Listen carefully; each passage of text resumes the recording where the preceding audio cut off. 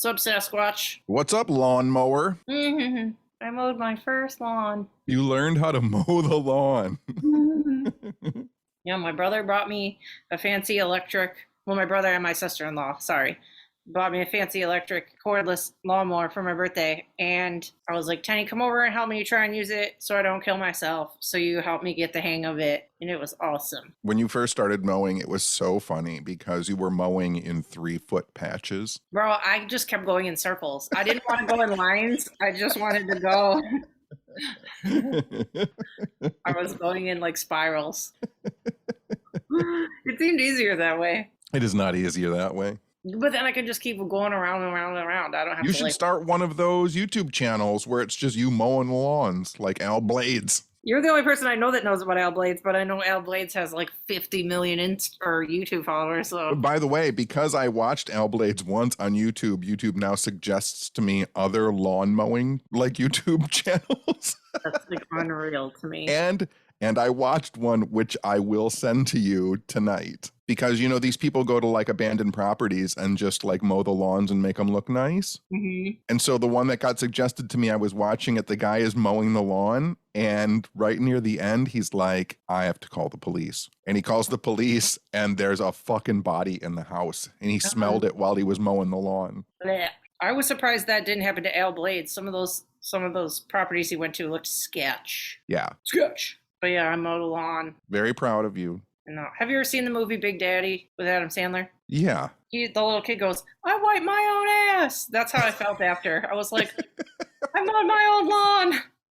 I did it.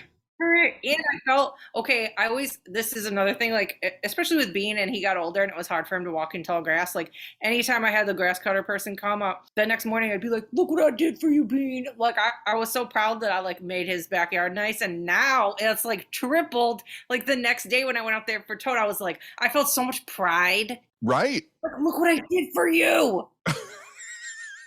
I was so proud. The only line that I ever remember from Big Daddy is there's a part where Adam Sandler goes to the playground to figure out if the kids are all right to play with his kid. Mm-hmm. And he says to one kid, any of you guys got any rum? And one of the little kids goes, Rumpelstiltskin? And Adam Sandler goes, yes, Rumpelstiltskin. You're a good man, Rumpelstiltskin. I don't know why I don't remember that, but that literally sounds like something that you would say, like you would say that and have that whole interaction. Well then, but after we mowed the lawn, I brought you in the house and we were just like fucking getting our breath or whatever we were doing. And I showed you, I'm like, get ready for it. Cause I ordered this stupid bathroom rug online and it was supposed to be a yellow furry bathroom rug that was supposed to have a smiley face and it was supposed to say lucky day above it. And I thought it was so cute and that it would make me happy when I went to the bathroom. And I got a rug and I go, Tanya, I need you to look at something. And I took it in the bathroom and I'm like, look at it. And the rug that they sent me just says really big, really huge, keep smile.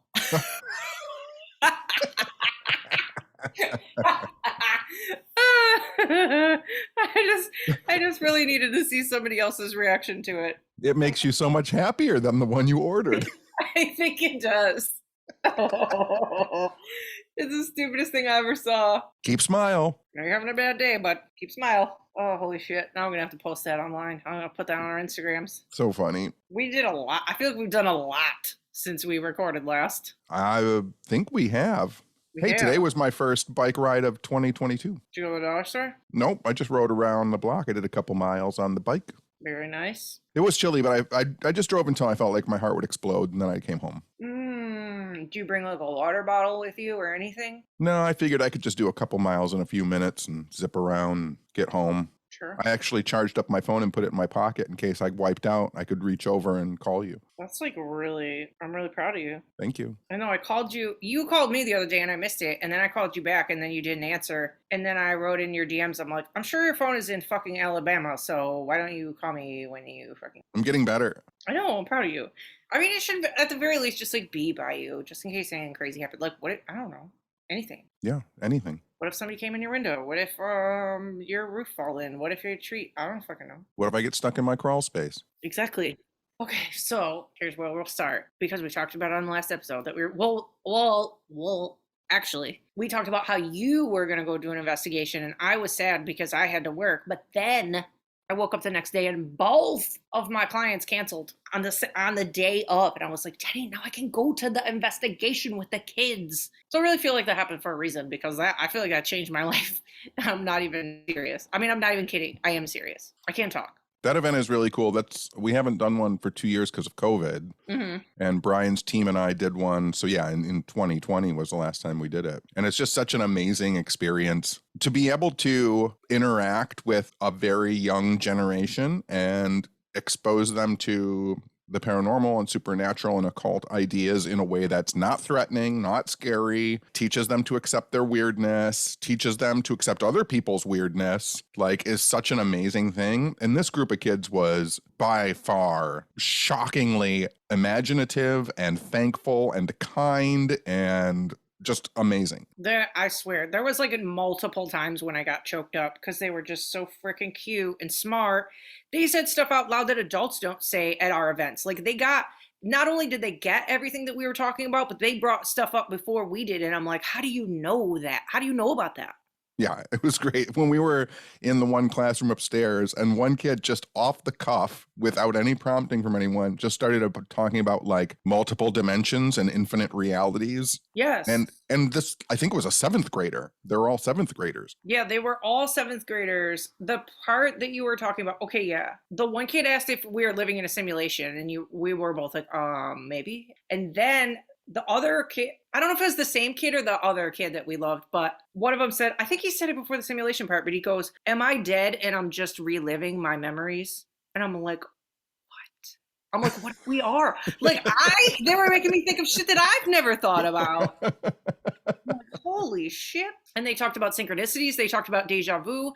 The one kid talked about, he said he has a reoccurring dream. And these are like little ass kids. And he talked about having a reoccurring dream where he was playing pool and there's a payphone on the wall and a green glowing thing in the corner. And he's like, what do you guys think that is? I'm like, it sounds like a past life thing, because I don't know why you've ever seen a payphone in your life, or like a pool table. Like, you don't go to bars. Right. Like, he's not hanging out when was the last time he hung out in a 1950s pool hall? Right?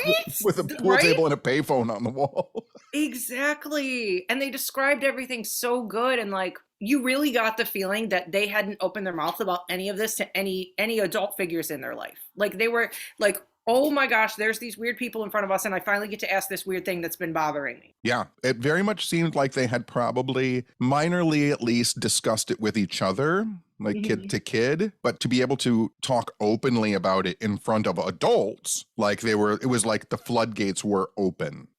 Yeah, and I was like, I'm sure, I don't know, but before we went, I like did my makeup cool. I like tried to wear like a nice outfit, because I'm like, I pictured like kids on the internet. I'm like, oh my God, what if they're mean to us? Like, what if they're rude? What if they're just like making jokes and texting? Like, I was scared. Right? I was scared. So we get there. They were so freaking nice. They complimented both of us, complimented our clothes, complimented your medical bag. They love that medical bag. I know. Said that you looked younger than you were. We're like, can we stay here forever? Yeah, I told you. That one kid said I looked like I was 40, and at 50, I will take it. I know. Also, they were like, it was like a very, like, they were all different. I feel like every kid in the group was completely different, and they were so respectful of each other's like pronouns and their everything about each other. They were so rad, and it wasn't even like a big deal. And like, one of the stories that was actually true about the school, they said that there was a teacher who got murdered.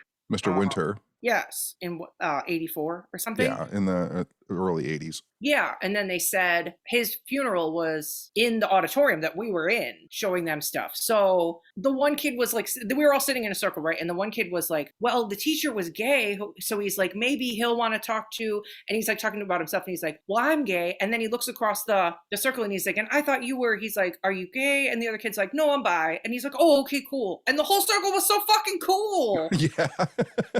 I'm like, y'all are so cute. Like, in the wrong mixed adult setting right now, like nothing would go that good. The thing that for me that was very transformative to me in that moment was, you have to remember, like, I went to that school and was relentlessly harassed and beat up for having an earring, for wearing eyeliner, for not wanting to play football. Like, seeing kids be so open and accepting of each other, I was like, oh, fucking Jesus, maybe the shit that I went through helped to make this possible. I know.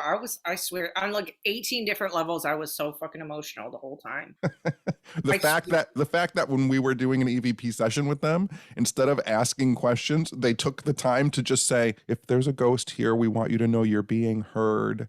And we thank you and we care about you and your life was worth something. And I was like, oh, fuck, adults don't do this. Well, 100%. Firstly, when they were asking us questions and when they were asking questions out loud during the spirit box session, I was so taken aback by their like outgoingness to ask that shit in front of each other. Oh, yeah. So like they would like there's and again, in adult settings at regular ghost hunts, there are people who don't want to ask the questions out loud.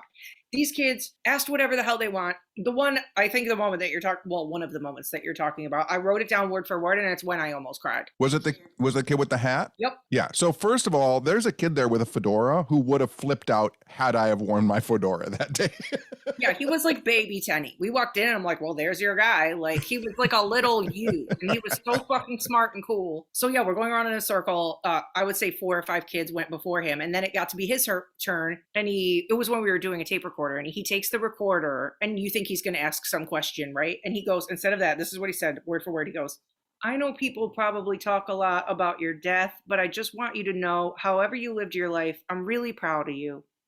And I literally was like, oh, like Yeah. I could have started bawling in that moment. I'm like, that's the sweetest thing I've ever seen at an investigation in my entire life. And I don't think anything's ever going to top it.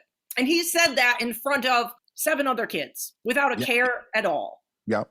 Like, what a little And nugget. I have rarely heard anything like that at an adult ghost hunt. And if I have heard it, it almost sounded performative at ghost hunts. Yes. And this sounded pure. Yes. It was like the nicest thing I've ever heard in my life. Like you didn't want anything selfish out of that moment. You didn't want to show off. You didn't want any answers. You literally wanted to take that moment to just say that. Like I could have started crying for real. And the vice principal guy or whatever he was on the Vice principal. Yeah, or no, maybe it was the lady, but one of them was on the steps when that happened, and I looked up at them and they looked at me. We both gave each other this, did you hear that? Like look on our face. Like we both like cracked at the same time. And then another thing, I was writing there again, back to their pureness and how fucking cute they were. I was writing down a few of their questions because like you said, we go to these things all the time. People are like, what's your name? How did you die? Where did you live? What time? What are you wearing? Okay. This was when it was passed to one of the girls. The girl's question, she goes, do you want a hug? Best question ever. Like just, yep. Best question I've ever heard. Another one asked, do you like Disney movies? Adorable. Yes. Cause like those are been around for a million years. That's a great fucking question actually. And another one asked, can you fly? Brilliant fucking question. Like everything that they took into this, I'm like, I will take this with me on any investigation I ever do for the rest of my life. Yeah, it's amazing that I'll do lectures and probably heard me at some of my lectures talk about like if you're a ghost, and I'll say this to audiences, right? Like full adult grown audiences of paranormal researchers. And I'll say if you're a ghost and you're transparent and you can walk through walls and you can traverse time and space, you're a superhero. You have all of these abilities. Like if that is the way a ghost is, then you are basically like the best superhero in the world. So why would they be hanging around here? And without ever hearing that lecture, just being a kid who's like thinking about weirdness, the question is like, can you fly? Which is what I'm trying to get across to the audience. Why wouldn't a ghost be able to fly if they can walk through walls and they can travel through time? This kid just immediately right out of the gate is like, can you fly? Yeah, like seems like you could. So yeah, that's my question. The other really cute moment was the kid with the hat that we were like obsessed with. He like pulled me aside at one point and he showed me his journal of he's like, these are the things I see in my room at night, which is like the start of a horror movie. That's fucking terrifying actually to hear from a little kid. But he had like detailed drawings of all the shit he sees. And one of the things, this was super interesting. I've never heard anybody describe it this way or say this, but he was like, and he had a picture of it and he's like, okay, so this thing is a shadow figure. He's like, but it had its own shadow. And my heart stopped. I'm like, that's fucked up. I'm like, that's fucked. I never thought of that before. And he like drew it perfect. And then, he showed me a couple other creatures. There was like an old lady. He's like, yeah, there's this old lady. And I'm like, is that your grandma? And he's like, no. I'm like, okay. And then that it like gets even worse. And he's like, yeah, there's this other thing that happens. He's like, there's this one mirror in my house. And he had the mirror drawn in it. Looked like one of those like 50s or 60s, like medicine cabinet mirrors with like the little flowers on the top. Yeah. whatever. And he had it drawn perfect. I knew exactly what it was. And he goes, okay, so the thing is, when I look in this thing, the thing that looks back at me is me laughing like a maniac. He's like, it's me, but I'm like literally laughing like a crazy person. So in his drawing, he had him normal. And then in the mirror, he had the fucking crazy smile in the eyes. And I'm like, in my head, I'm like, oh God. I'm like, dude, I don't want to help you. That made me worried for him. And then yeah, that was when you kind of walked over and he was like, yeah, this thing, blah, blah, blah. And then you said scrying, and he's like, yeah, scrying. And then he said another word for scrying, like popping in or something. Like I forget the term that he said, but you were like, yeah. Like he knew he was okay. And then, I'm gonna go out of order. But another thing that impressed me is when he brought up that teacher that died, he's like, oh, I have the story pulled up on my phone. And I thought it was going to be like a Google, like a article. He had the fucking like microfiche fucking newspaper on his phone. Yeah. I'm like, you're a genius. So anyway, so now let me go back to the journal. Anyway, so after he shows me that stuff, I wish they would have been a little bit older. Or I hope, given that he was smart enough to pull up that newspaper article, I hope that if he's ever in real trouble, he knows to find us online somehow. Because it just like wasn't appropriate. Obviously, they're 7th graders. It wasn't appropriate for us to like give them any way to contact us, because that's not right. But maybe if he gets older, if he finds us. He has a teacher that allowed him to go on a ghost hunt. He'll be fine. I know. I'm just worried about him. That mirror thing freaked me out. But anyway, so then, we leave, whatever. Then I think it was that night or the next day. I don't remember. But I posted some pictures from being there. And he let me take a couple pictures of his journal. So I have it and I posted it. And I didn't realize in the moment, but once I got home, at the top of one of the pages, he wrote afterlight creatures, which I thought was like the best thing I've ever heard. I'm like, he didn't say like night creatures. He didn't say like nightmare creatures. He didn't say ghosts. He didn't say monsters. He didn't say demons. It said afterlight creatures. And I'm like, I'm stealing that. I love this kid. I loved everything about that. It's the best. Kids are pretty cool sometimes. Sometimes they are. I like that age. I don't know how to interact with babies or little kids or screaming and stuff, but man, when they're like curious like that and they're into weird shit and like skateboards and shit, like that is awesome. Yeah. Yeah, it's interesting. I mean, my junior high years weren't great. They weren't like that. I mean, again, it's one of those things like you get so inundated inside of the bubble of seeing like kids who are doing things purely for clicks and because they want to be famous. And then you actually meet some kids who are representative of just normal kids in the world. And you're like, oh, okay, things aren't as fucking terrible as they seem. Yeah, we literally left and we were like, if every kid is like that, or if like a lot of kids are like that, then we might be all right in the next 40 years. Right. It was wild. Like there wasn't a bad one in the group. They were so sweet. Oh, and like when we were leaving, they all like shook our hands and thanked us. Like they all made a point to thank us. Like even when I was in school, we would have been like, okay, bye. We would have just turned and left the auditorium. We wouldn't have said thank you. Like they were so sweet. Yeah. I mean, well, and again, they're doing something very cool. They have a cool teacher that puts together events like this. When I was in junior high and high school and an event was put together, it was some fucking, I mean, did you ever have David Toma come to your school? I don't know who that is. David Toma is like an ex-cop who would come to schools and give lectures about like doing drugs. Like those are the events that I had to go to. I mean, I'm sure we had those like dare ones. Yeah, things like that. Like you weren't shaking anybody's hand after fucking David Toma and the Dare dance team just got done telling you about marijuana and how it's going to screw up your life. No. Yeah, we just walked down the bleachers and walked the fuck out of the room. Yeah, and then you made fun of them for the rest of the year. Oh, 100%. 100%. Yeah.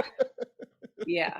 Yeah, they were rad. I can't wait to do that again. I hope we get to do that again. I hope we get to do that at other schools. If anybody's a teacher, fucking have us come to your school because that was fun as fuck. Yeah, I told you before, the thing that's interesting though is, you know, in the late 90s, early 2000s, I used to do a ton of lectures at junior highs and high schools, and that dropped off really quickly, probably around 2002, 2003. Like it just vanished off the radar. My parents that was like, I don't know what happened, and maybe it's still like this to a certain degree. Maybe it's not. Hopefully it's not. But that was like right around the era where like all of a sudden nobody in the school could bring a peanut butter sandwich because someone had a peanut allergy. Mm-hmm. Right. And so like I think my lectures fell into that too, where like we're not going to have a guy come in and talk to our kids about ghosts. Mm-hmm. That type of thing. Because there's one kid who doesn't want to talk about ghosts, or one parent who thinks that I'm the devil. Mm-hmm. Well, that's what I think was cute about this is I think it was like their quote unquote historical club. Yeah. So it was like a club. That was cute. And I was going to bring that up too. That's good that you said that because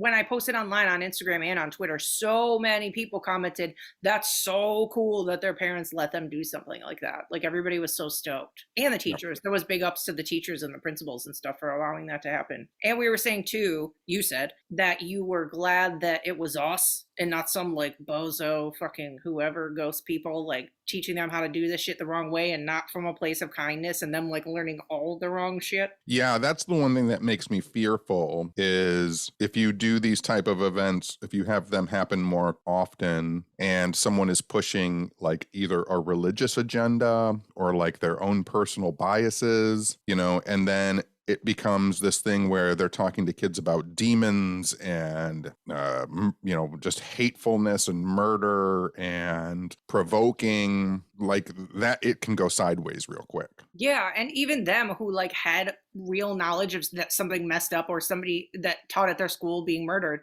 that was only brought up like what, twice? It's not like during those sessions they were trying to push the agenda of it being that guy. They were just like interested in talking to literally whoever. Yeah, for sure. Yeah. Like, I feel like sometimes when you go to those locations with adults or like a group, they're just stuck on one story. It's like, maybe this isn't the fucking story today. Right. Yeah. So they were the best. And I want to tell you too, which I'm probably sure that you've been waiting to hear for 10 years, but you know, I get on you.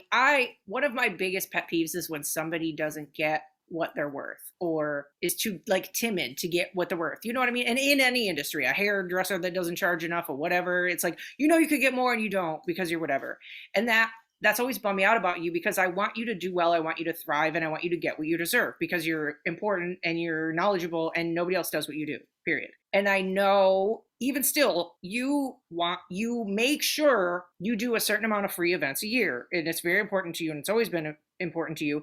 And like little events and stuff that nobody comes to and libraries and whatever, just because you love it and because it's important. And I swear to you, after I did this, I finally fucking got it. I finally got it. I left there and I'm like, that felt better than any event we've ever fucking done. And now I get it. Yeah. So I just wanted to tell you that. Thanks. You're welcome. I don't think people get it until they get it. Yep. That was like it. Like you go into an event and here's the thing, you wipe out your ego by saying, I'm just doing this because I want to share knowledge and have knowledge shared with me. That's the only reason I want to do this. I'm going to do it because it's going to be fun. I'm going to have fun with the people that I'm with. There's no expectation of making money. There's no expectation of becoming famous. Nothing. All of that ego goes away. It really is a very small form of ego death. And when you let go of your ego, amazing things like this little event happens. And sometimes it happens in a school with kids. Sometimes it happens in a library with 4 people. But there's a moment where you're like, this is why I'm doing it. Oh my God. I really did. I'm like, I gotta tell Tenny, I get it now. Well, I'm glad you had fun. We'll do it again. Oh no. Yeah, so there's that story. And then the day after that, we went to Astronomicon. Oh shit, I forgot about that. I forgot we went to that. I know. On the last episode, we were like, are we going to a Juggalo convention? And turns out we were. It is a Juggalo event. There was lots of Juggalos on the scene. Like you walk in and it's twisted immediately. There's like Juggalos walking around and giant clowns everywhere. Yeah, I saw way too many clowns that day. Not happy. And then I just creepily rolled up on Zach Galligan from Gremlins. Yeah, your old buddy Zach Galligan. You didn't tell him you were coming. You didn't DM or anything. And you walk up to the table and he kind of squints a little and he goes, I'm thinking, who is this person that looks like a scruffier John Tenney? You fucking nailed it. He said a scruffier bald John Tenney. Oh God. And I said, yeah, the last time I saw you in person, I had a full head of hair. Yeah. It was like 9 years ago. Yeah, you guys did have that conversation. Man, that took me out. I was like, that was fucking funny. And what's funny is he immediately went into like, so what about that exorcism? He's obsessed with the exorcism I went to in 1999. Yeah, he wants to like make a documentary, right? Yeah, or a movie or write a book or something. That'd be so sick. Because his parents are psychologists. So he grew up in that world of like having like well-read parents who are very collegiate, not supernaturally based. You know what I mean? And so like when he heard my experience and he and I have talked about it for years, like he just just finds it so fascinating through the standpoint of a non-believer who knows a lot about the psychology of people. Yeah, he was rad. He was so nice. I I don't know what I expect. And especially at those things, it's got to be shitty to sit there all day and they're kind of like, The human zoo. yes, exactly. And then so I'm like, are they going to be like in a bad mood or whatever? But he just like lit up when he saw you. Yeah, and I told you too, he's a good-looking man for 60 years old. Oh, yeah. Yeah, I was going to get to that. Like, we were just like, he's so cute. He's so handsome. Like, he held up really well. He's got really pretty eyes. He does have Hollywood eyes. He does have like those sparkling eyes. He does. Yeah, that was fun. That was crazy. Like, that's a iconic movie. For sure. Absolutely. And then got to see Danhausen. Got my Danhausen picture for the Twitters. Yeah. I didn't even get one. I know. He was like rushing. He had to go do some panel thing and then we got there kind of late, but we did everything that we wanted to do. Yeah, for sure. You met my friend Greg who makes fake movie Soundtracks. I bought 2 records. Well, he made one real movie soundtrack, right? What did they do? Yeah, they did the soundtrack for New York Ninja, which is a Vinegar Syndrome movie. It was a movie that was like lost for 40 years and then someone found it and restored it and they did the soundtrack for it. Yeah, you guys really hit it off. We did because we found out we were all, because it was him and another guy at his record label, and we found out we were all mutuals with Josh Mellerman. Oh, yeah. And Jimmy Doom. Yeah. And then I spilled my drink on their fucking table like an idiot. Which was a synchronicity. It was. It was, because I was trying to figure out which record I wanted to buy, and I couldn't decide because they had too many. And then you dropped your drink on one of them, and I was like, oh, I guess that's the one I'm going to buy. I mean, they had plastic covers on them. I didn't ruin anything, but I felt like a real jerk off. No, but it was perfect. Like, I had no idea which one to buy, so it was I perfect. was just trying to help you figuring it out. Thanks a lot. Well, yeah, it was fun. I'm glad we went. Did we see anybody else there or no? Was that just it? We saw Dadhausen. Well, we saw Judge Reinhold. We did see Judge Reinhold. That's pretty iconic. Fast times. Did you catch my Dadhausen? Brian? Yeah. Yeah. I think that's the funniest name for Brian. It is. I wish he would change his handle to that on Twitter. It's like To Brian Dadhausen? I'm like, just write Dadhausen only and change your handle. Yeah, he's sweet. We hung out with him Thursday for the Ghost Hunt and Friday. That's what I'm saying. You know, so much Brian Danhausen. But I would go back to Astronomicon. Me too. It was fun. Yeah. That was the first one I ever went to. It's for me. That's my review. Yeah, it was cool. There was like cool costumes. We saw like a Raiden. Was that Raiden? Yeah, from Mortal Kombat. Yeah. Mortal Kombat! Oh my god. I feel like that's the wrong thing. Is that for sure? I didn't say somebody from Street Fighter and sound like a jerk off. Was that really? Yeah, Raiden. Okay. Got the white suit and the hat and the glowing eyes. Yeah. And he had lights on. Yeah. It's Okay. Raiden. That was sick. And the Ghostbusters people were there. There was a giant Stay Puft Man and a Slimer. And my friend Steve was there tattooing. And Fun. it was fun. And then Sunday I had to do Strange Dead Fellows podcast. It's not out yet. And then Monday I did Caught on the Mic podcast. That was actually really fun. He does like a partially MMA, partially like his guests are all different. He does like music people and MMA people and like spooky people. Aren't you fucking popular these days? Meow, meow, meow. Maybe I can finally get you out of my hair for a while. Oh, because I have 3 podcasts to do a week. I just saw you yesterday. Because we went to a thrift giant insanity, thrift kaiju. I know a friend of mine texted me and he's like, there's a church in Birmingham. You should go. They're having like a rubbish sale. And he's like, there's a few tables outside. And I'm like, sweet. So then we go and walk in. It's the entire church, both floors of the church. The auditorium was full of racks of clothes. It was crazy. Oh my God, it was the best thing ever. It was crazy. I got 2 coats and a jumpsuit and You know what I just realized? cardigan. What? So we have the Strange Escapes in June. Mm-hmm. I need disco clothes. That would have been the fucking perfect place. I fucking said that when we were walking in. Well, I don't ever listen to you. I swear to you, I said, and I was gonna look for something too, but I didn't see anything. I found one. I don't jacket. listen to you when you talk to me. Literally, I feel like I said it 3 times when we were in there. I did. Because remember, we walked out of the ladies, or when we went back around the ladies' clothing thing again, I'm like, I need a disco outfit. I didn't put it together in my head. You're a ridiculous person. I am a ridiculous person. We'll find something. We still got time. I know. But we both also said, too, if there is a church somewhere doing a thrift, don't hand me flyers and remind me that the thrift is supporting your church. I know. I looked at they gave us a flyer and was like, here's the list of all the things you're supporting. And I looked at it when I got home and I'm like, it's exactly what I said it is. It's like missions, I'm like, Mission. no. I don't want to know that this horrible tie that I bought for 25 cents is going to send someone to Africa to preach the word of Jesus. I will say, though, that all the workers were really nice. They were really nice. Really nice. And we got you an epic vintage suitcase for $3. For $3, and I aired it out and I cleaned it out. I actually left baking soda in it overnight and vacuumed it all out this morning, and it's absolutely fine. And then I have a bunch of old leather restorer, and so that is probably the one that I will be taking when I go to Europe. It looks like nobody ever used it. I thought it was going to be like 15 at least. I'm like, 3? This thing is huge. $3. Can you imagine? That's probably one of those rummage sales too, thrift sales. It's probably one of those places where on the last day it's like everything in the bag for $1. I know. Yeah, and I got 2 like gorgeous, expensive ass coats because this was like in the most rich neighborhood around. So this stuff was not cheap. So I got like 2 fancy coats and other stuff. I got a pink trench coat. So now we're gonna be twins. Mm-hmm. That pink trench coat is so cute. I know. So excited. Now we need to get you like a pink fedora hat, and you can look like Carmen Sandiego. I know I'm gonna look like your little apprentice nugget.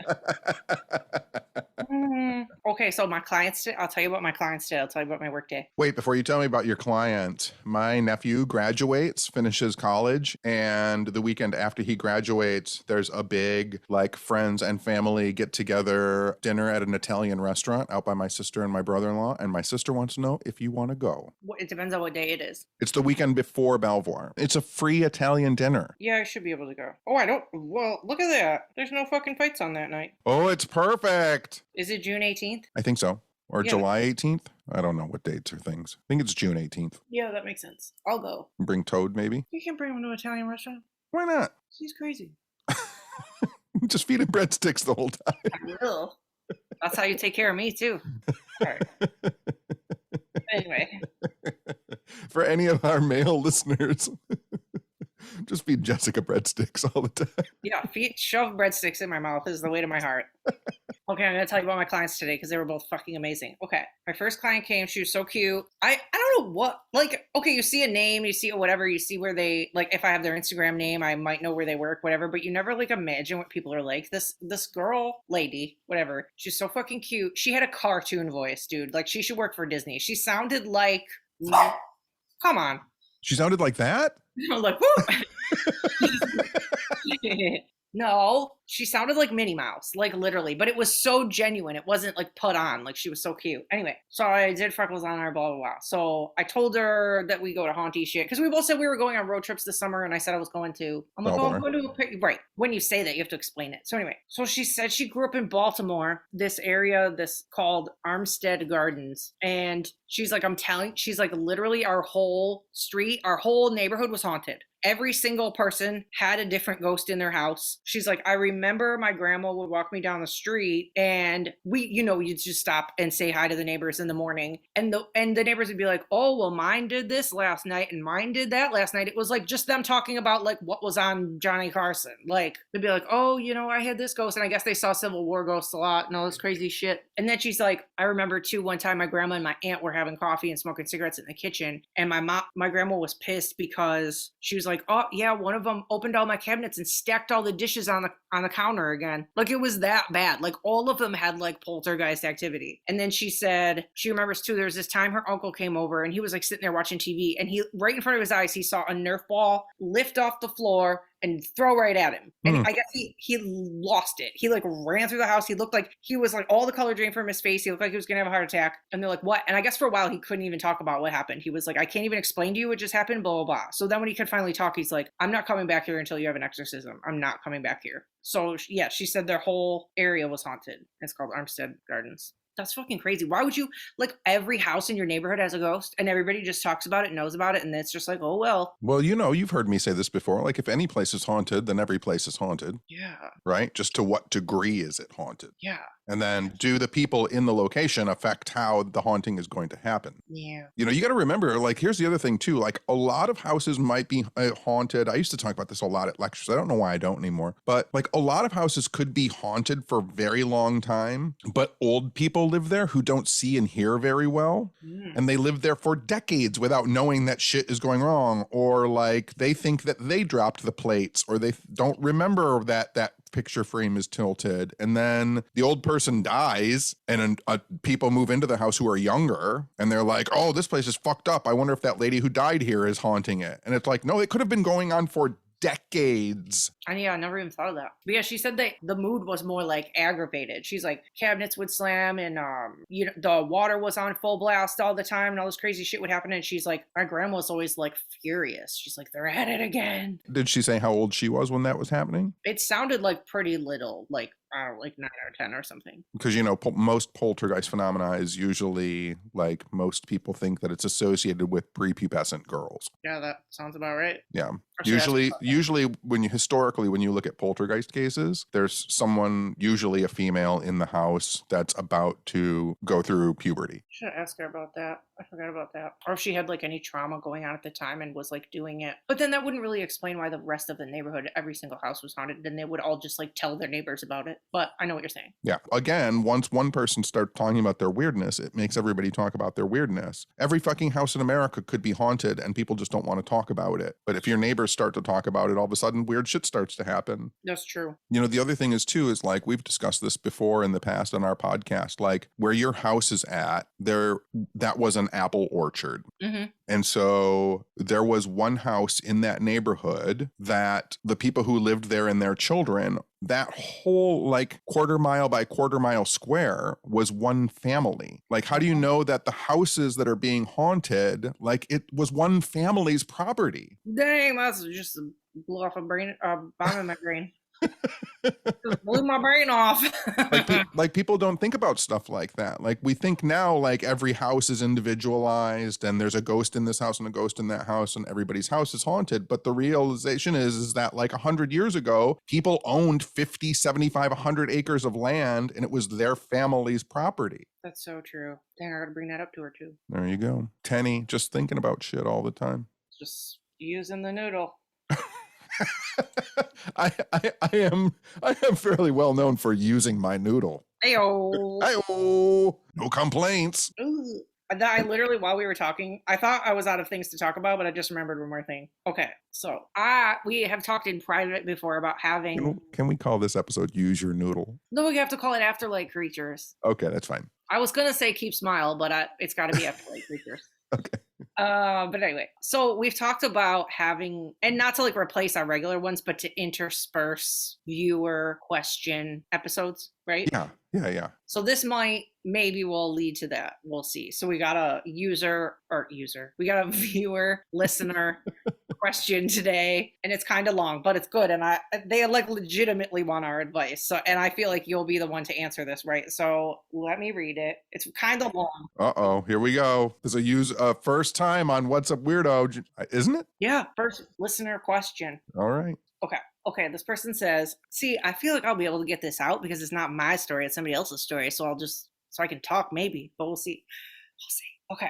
Anyway, it says, I'm an actor. I have a full-time job, but I'm looking for a side gig because rent is expensive and it's not blah, blah, blah, blah. So I was like, hey, I'm personable. Did they write blah, blah, blah? No, I'm just skipping a part that's not important. Anyway, so I was like, hey, I'm personable. Why don't I apply at a few of these spooky ghost tours they do downtown? Because, I mean, it's insert city name here. We have those. One of the companies contacted me back and sent me material this week for an audition, and it's a whole page of material about this house that's now a museum, and there's a legit whole paragraph about how ghosts sometimes cause visitors of the museum to suffer from sudden unexplained internal bleeding. And A, I did the research, that's just not true. Plus B, do they really expect tour guides to look people in the face and say that if they visit the museum, they might have internal bleeding? That seems slightly less than moral. I don't know. So part of me is like, whatever, people paid to hear spooky ghost stories and you're an actor, give the people what they want. But then the other part of me is like, is this disrespectful to both the people on the tour and the ghosts? Will the ghosts forgive me if I do this job? Should I apologize to the ghosts for the drama in advance? Is it possible that the ghosts enjoy the drama? Or should I just do this job because I'm a weirdo who cares too much about potential ghost feelings? Anywho, don't feel the need to answer all of those questions. I'm just generally asking for your advice. And then I had mentioned that we wanted to do viewer or listener questions episodes, and they said, frankly, there aren't many other places to bring our weird questions to. So that's nice. So that's the situation. Yeah. You got my answer to that? Yes, I do. Yeah, don't lie. Yeah, I don't like it either. Yeah, that's the end. That's the answer. Yep. Yeah. I It's said too, I'm it's like, literally that simple. Like, I don't care if it's a ghost tour or you're selling a fucking app online, or I mean, I got out of advertising because advertising is lying and it was destroying my soul because I was telling people shit that whether it was true or not, they didn't need it, and usually they didn't need it. No one needs to buy a fucking Rolex or have multiple Rolexes. Like, do what you want, but I didn't need to tell them you have to buy this if you want to be this person. Like, just don't lie. yeah, I know. I said my only thing that I told them so far. I didn't give them an answer because I wanted to do it on here, but I said I do want to say that I'm proud of you for actually researching the weird shit that they said, because a lot of people would just read the script and just go do it. They Yeah, wouldn't of like, course. you know, you would trust that like a historic place would like be telling the truth. Yeah, but I mean, I've run into that a lot over 30 plus years. Like, people also want you to go to their ghost tours and they don't realize that they can turn history into something as fascinating as ghosts if there's no actual ghost stories there. That's a deficiency on the part of the storyteller. Like, a storyteller can tell you a good story, and whether or not it has internal bleeding and ghosts, they can make that story fascinating to you. Mm-hmm. And so that's what you should learn to do. If you don't have a haunted history, that's fine. The place is historical. Talk about the history. Most ghost hunters go to a place because they love history. Mm-hmm. Yeah, the like that jail we went to downtown where their whole thing was like, oh, 4 or 5 cops got in a shootout down here and some people died, and then me and you were like, literally nobody can prove that, and it's not even, there's no proof of that anywhere. Right. Not But so that good. doesn't mean that people don't want to go to a historic jail. Yeah, exactly. Yeah, you just don't have to lie. Right. Totes. Yeah, like when we went to the mansion thing that like had the lemon heads outside, they weren't Melon claiming. heads. Yeah, what did I say? Lemon heads. That we went to that mansion where there was that box of lemon heads laying on the ground out There there. was just like movie candy in the woods. Lemon heads. One of our episodes is called Melon Heads. Anyway, when we went to the Melonhead's place, we didn't go in that giant house because it was haunted. We went because it was like cool as shit and huge. Mm-hmm. Exactly. Yeah, we didn't need to like go up on the second floor and have somebody be like, "There's a ghost of a young girl in here." I'm willing to say, if you talk to the majority of well-meaning ghost hunters, one of the greatest things about being a ghost hunter is that people just give you access to historic locations, whether Mhm. they are haunted or not. Like, when I got to walk around Detroit's Masonic Temple, like, I don't care if there's ghosts in there or not. I got to hold George Washington's Bible. Like, all of that stuff is just utterly amazing without having anything to do with ghosts. It's true. What I was going to suggest too, I wonder if, because obviously this person still wants the job or still needs the job, I wonder if they could just kind of research on their own and say what they want on their tour, or like go to the people and be like, I don't think this is like accurate. Could we maybe say this, or could we maybe do it this way? Or maybe from their research, they'll find something even better. So I hope there's a way for them to work that out so they don't have to like turn down the job. But if they're like adamant about being like scare everybody, then it doesn't sound like the job that that person wants. Yeah. Yeah. I mean, at a certain point with any job, I feel, whether it's ghost hunting or not, like, what part of you are you willing to risk? Mm-hmm. Because here's the thing for me, I want people to know that what I'm telling them is true. And I want people to trust me and feel that they can trust me with their stories and their history and their weirdness. And the only way I can do that is by not being a liar and being trustworthy. Yep, totally. And so if someone has, like, no matter what your job is, like, how do you want people to see you? Because if you say, like, well, I lie a lot for my job, but I'm being honest with you, that is not great for you. That doesn't sound good. No, that doesn't sound great. No. So that was our first answer for a listener question. Yeah. You remember how in the last episode I read one of our 5-star reviews? Mm-hmm. This is my newest favorite 5-star review from Apple iTunes. Mm. It's from Carmo Spaz. I don't think I've seen this one yet. 5 stars. These weirdos are my new best friends. They don't know me, but someday I hope they will. Short and sweet and to the point. Is that cute or scary? Um, Are they in the bushes? Maybe. I just trimmed the bushes around my house today. So I didn't see anybody hiding in there. Wait, did you turn the lawnmower on yet? Not yet. I want to know if it works. I had the weed whip going and I had the hedge clipper going so I could straighten out my hedges. Oh, we got a bunch of, doesn't have anything to do with what you were talking about, but we got stuff in the Peel box yesterday too. We did. We got coffee mugs from Brian. From Necronomicast. We got stickers from Halo Arts, I think it's called. Really cute stickers. We got some cards. We got some candy cigarettes. I got the funnest Godzilla needlepoint from Jana. Yeah, it's Godzilla in a town, like walking through the city, and it says, what does it say? It says, "May Godzilla destroy this home last." Oh, that's such a cute thing. So cute. Yeah, that was a good P.O. Box day. If anybody wants to send us anything, our P.O. Box is P.O. Box 2107. Royal Oak, Michigan 48068. Air horn.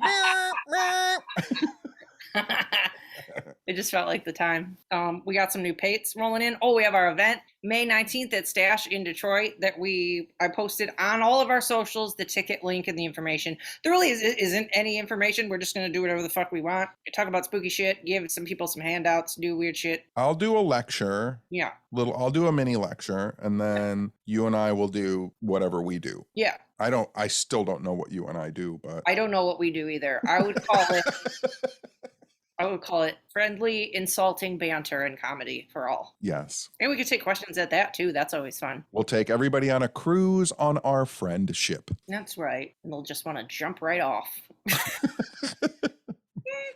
Hold on, Jack. Oh my God, listen. Right before I was on here, I watched Titanic again. And hold on, Jack. Shut up. And Katie and Bex were doing a live thing on YouTube, and I turned off Titanic just to watch them, and I just want to text them and be like, I turned off Titanic for you. I turned off a movie that I've seen 200 times for you. Shit, 200 is whoa, bitch.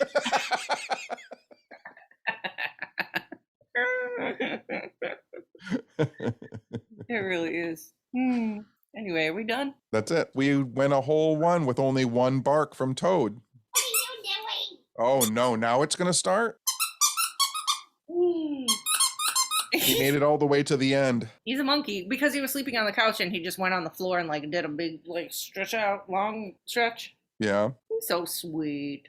He's such a sweet monkey. Oh, I saw BarkBox. His alien had an alien inside of it. It did. I got him this when we signed up for BarkBox, our free present you could choose, and I got this giant fucking alien, and it was so cute. It has a big head, and it had like an organ, like a weird alien. It's called the alien autopsy. Everybody hold your drinks in. So yeah, so he pulled the organ out, and then he's just been bashing this alien around. So then this is what happened. This is so fucking funny. I'm laying on my back doing crunches watching Bailey Sarian, right? So I'm like taking a break. I'm looking at the ceiling. Toad walks over me with a toy in his mouth that I've never seen in my life. I'm like, where did that fucking come from? And I look over and he has ripped the alien's head open, and there's a small toy of an alien face hugger inside the alien's fucking head. And it was like the cutest. I'm like, we both didn't know what was in there. I'm like, this has been in there the whole time. We've had this thing for 6 months. So then I posted in my Instagram story, and BarkBox like inboxed me, and they're like, oh no, he killed the alien. They're like, send us your address and we'll send him a new toy. So they're like replacing the alien that was like meant to do that. That's crazy. BarkBox is so cute. What a good company. I love like whimsy. They like get it. They have the silliest toys, and they have like jokes, and they're so cute. They should sponsor us. All right, I'm done. Now that it's all dog talk, I'm out.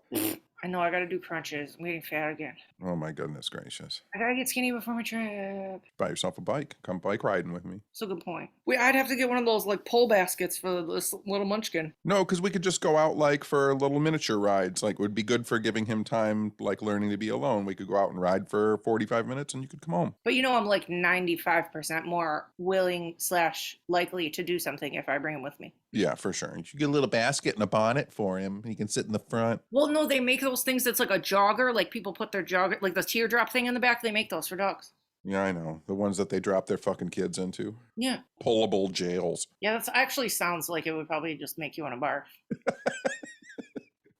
I'll talk to you tomorrow. Okay, bye! Bye!